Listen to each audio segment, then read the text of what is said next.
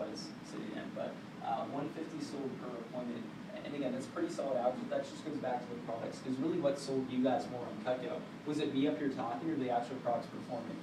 Probably products. Yeah, the products, because they pretty much sell themselves. So our reps don't need to lie or exaggerate about Cutco.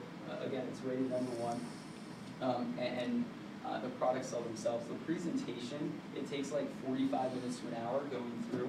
Our reps really just do a couple things. They smile a lot, they cut through rope, leather, pennies, cut food, sometimes even get fed on a point. So it's a really relaxed, comfortable, warm environment. And we have what we call a market niche. So most people, they don't have good cutlery. They probably would have gone to the store looking for high quality kitchen cutlery, but by bringing it to them, they get to see it, use it, really find a need for it, and set up place orders. So that's the way the market works. Now most of our customers, they're married in between the ages of 30 and 60. Why do you think that would be our target market? With families, homes. Yeah, they have homes, they cook more. Right. College students don't cook. And people that are married, age 30, 60, they cook a whole lot more. They're thinking more long term too. So not just stuff that's going to get them through their dorm room or apartment or temporary house like college students. They're thinking for stuff. They're looking for stuff that's going to last the next 20, 30, 40 years. Cutco's guaranteed forever, so it makes sense that that is our target market. Now our representatives, they can work either full time or part time. It's up to them.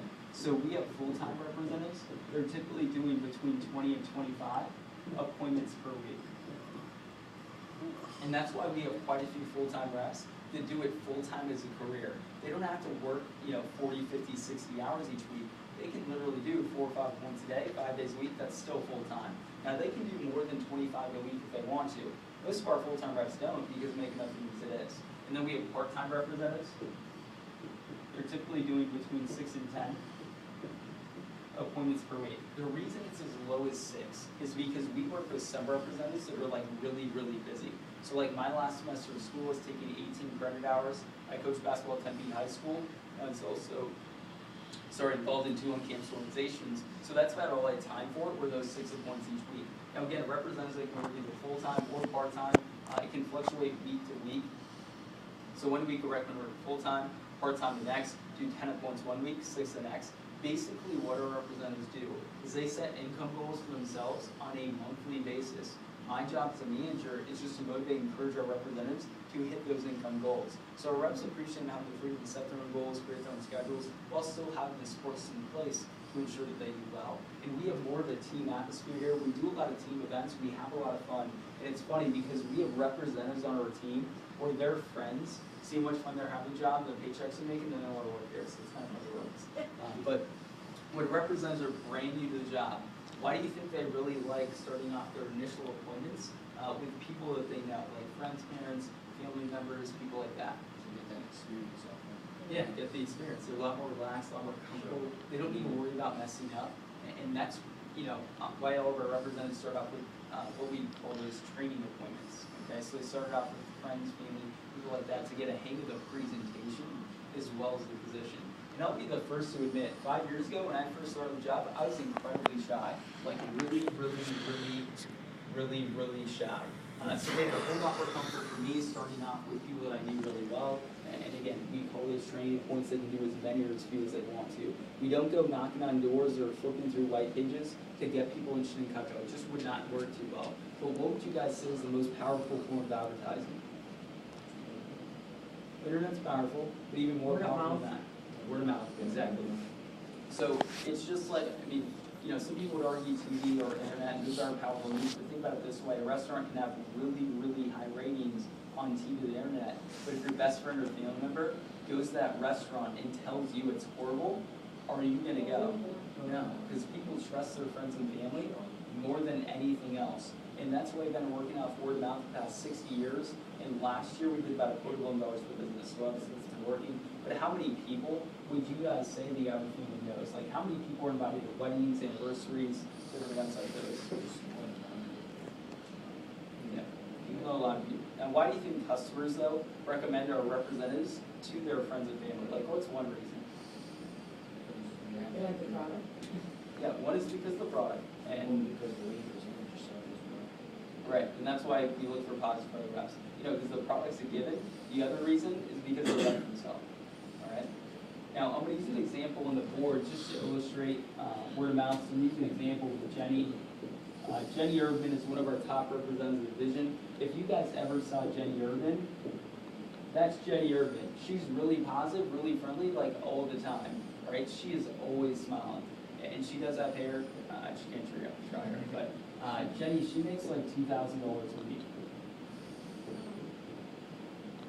Yeah, now you guys know why she's so happy all the time. For a Brandy representative, that's pretty rare. For someone like Jenny who's in FSM, that's actually pretty common, and that has less to do with skill level, but more to do with the way the pay and promotions work. So I'm going to cover that more as I go in the pay section. Now let's say over here we have Susie. All right? Now Jenny does the appointment for Susie. At the end of the appointment, it's only natural for Jenny to ask Susie, hey Susie, do you know anything else that they should see in this stuff? And Susie's just like you guys. She's got the demo, she's pretty pumped, probably she bought a set. And for every Susie, our representatives average 2 to 3 Judys. Where Susie talked to Judy, and Judy said, yes, I want to see Cutco, or yes, I want to see Jenny, or said yes to both. So basically our representatives average 2 to 3 yeses per appointment, per customer they see. Not necessarily 2 to 3 Judys, but 2 to 3 yeses. Okay? Now we have reps that are from the area. We also have reps that are not from the area. Jenny's actually not from the area. She's from Wisconsin. And let's say she starts off with 5 of the training appointments, so like 5 people that she knows. And let's say she just averages, instead of 2 to 3, we're going to make the numbers very, very simple and say she averages 2. 2 yeses from each of these 5 people. 5 times 2 is what? 10, right?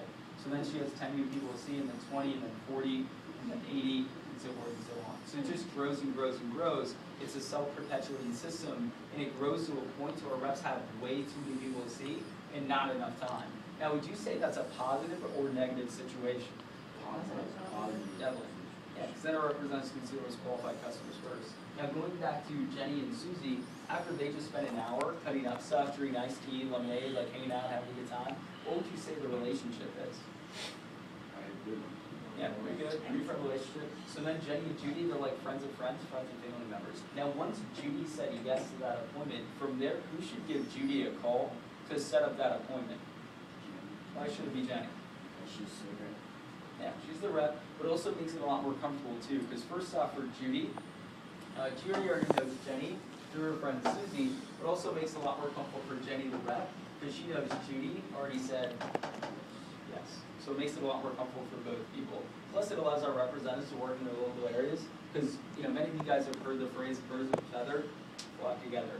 So if Susie lives in Tempe, guess what? Judy, she's probably going to live in Tempe too. And that's why it's not required for a rep to have a car to do well here. About a quarter of our team doesn't have a car. Those that do, it just expands the amount of area reps that to work with, because our reps aren't just limited to their local area or Northwest Tucson. They can go all over town, out of state, in some situations, out of the country.